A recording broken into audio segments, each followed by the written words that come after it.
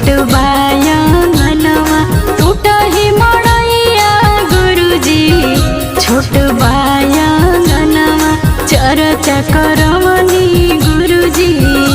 और चर्चा करो